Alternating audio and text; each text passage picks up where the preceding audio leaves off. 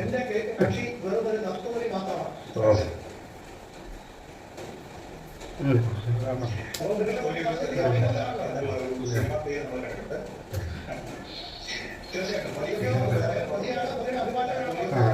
ചെറിയാണ്.